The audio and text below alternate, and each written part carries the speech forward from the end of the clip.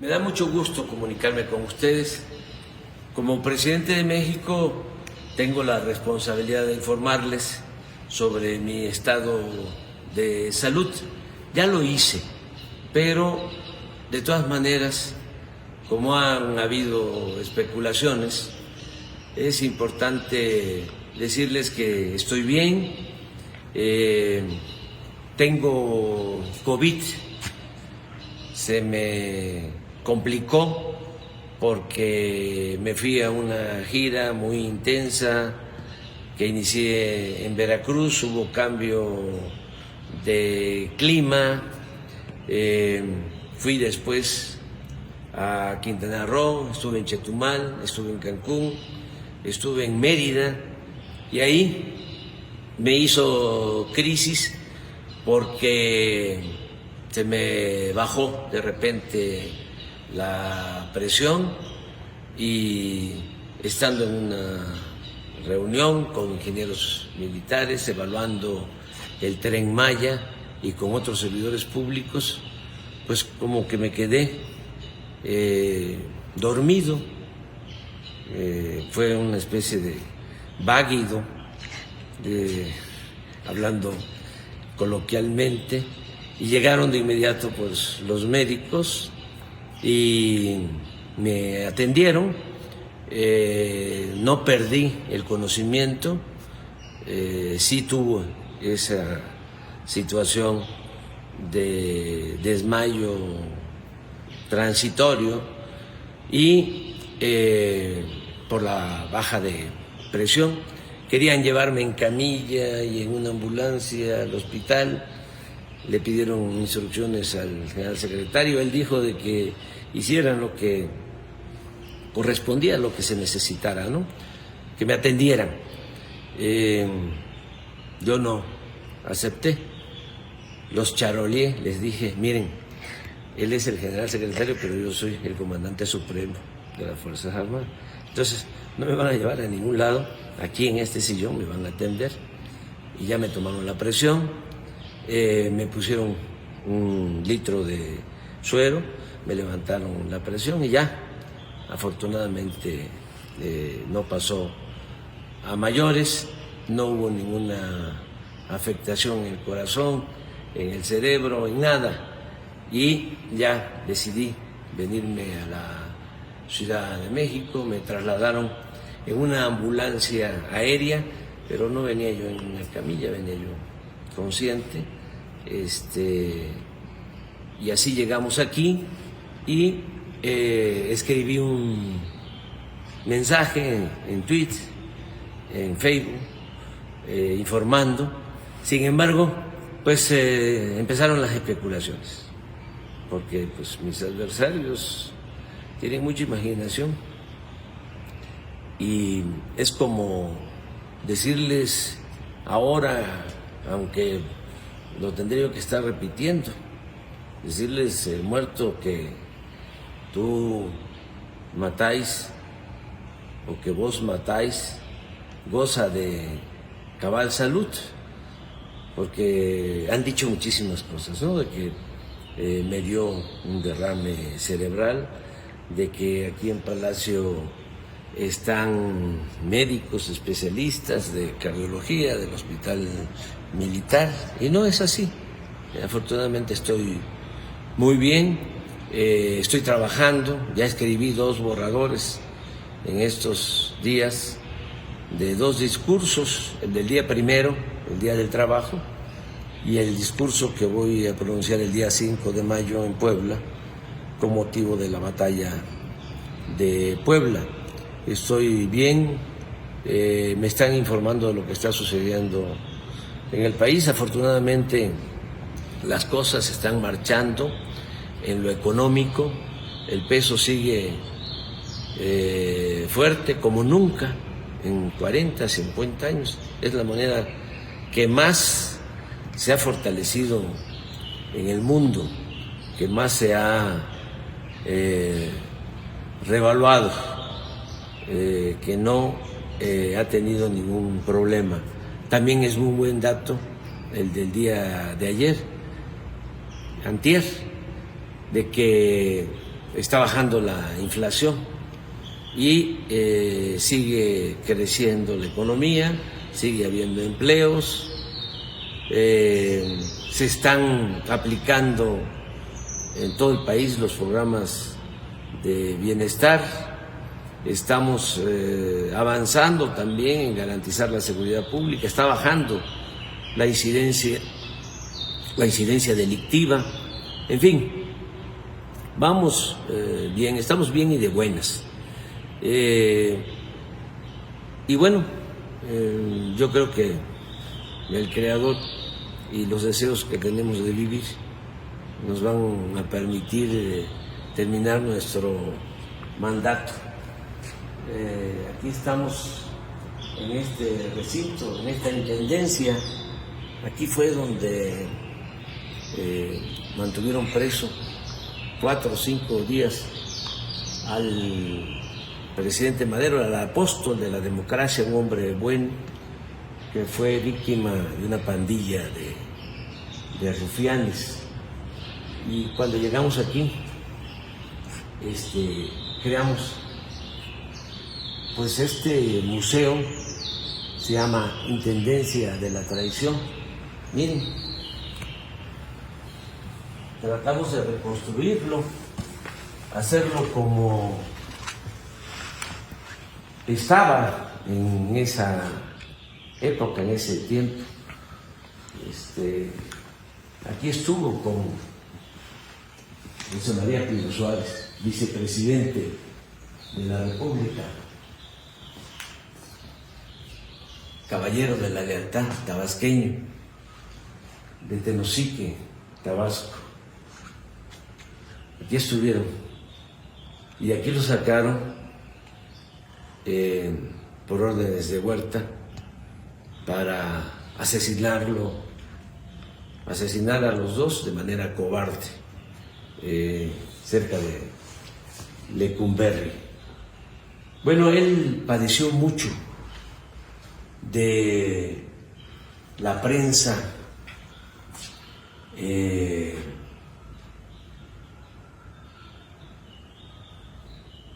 calumniosa. Paco Ignacio de Octavio escribió un libro extraordinario sobre Madero que se los recomiendo, que se llama Tiempos de Sopilotes, porque lo trataron muy mal los periodistas de ese entonces y también los intelectuales. Se volvieron huertistas, tanto periodistas como los intelectuales. Muy pocos se mantuvieron leales al presidente Madero, que fue un hombre excepcional, uno de los mejores dirigentes políticos del mundo, un verdadero demócrata. No ha habido en México un presidente con más vocación democrática que Madero, y resistió una campaña de desprestigio de parte de toda la prensa de ese entonces, al grado de que llegaron a llamarle loco, espiritista, pigmeo. Lo ofendieron mucho, como también ofendieron a Hidalgo en su momento. Bueno, al padre de nuestra patria no solo lo ofendieron, lo asesinaron, le cortaron la cabeza, le exhibieron 10 años en la plaza de Guanajuato los conservadores, que son gentes de malas entrañas, que siempre andan deseándole el mal a otros. Hablo de Hidalgo, pero pues lo mismo padeció Morelos, y luego Juárez, que fue tratado de manera racista, el mejor presidente que ha habido en la historia de nuestro país. Hay 3 presidentes que hay que recordar con mucho cariño: Benito Juárez, Francisco I. Madero y el general Lázaro Cárdenas del Río también padeció una campaña en su contra muy fuerte de los oligarcas, los que se opusieron a la expropiación petrolera. Fíjense, no les afectaba en nada porque el petróleo estaba en manos de compañías extranjeras, sin embargo, ellos se sintieron ofendidos, los oligarcas mexicanos. También, pues no les gustó que el general Cárdenas entregara la tierra a los campesinos, no les gustó que el general Cárdenas impulsara la educación pública, y así ha sido siempre, ¿no? Ahora que me he vuelto a enfermar, llama mucho la atención el odio, ¿no?, de algunas personas que quisieran, pues, que yo desapareciera, pero no deben de actuar de esa manera. Ya hasta me producen sentimientos de afecto, porque los considero muy desprovistos de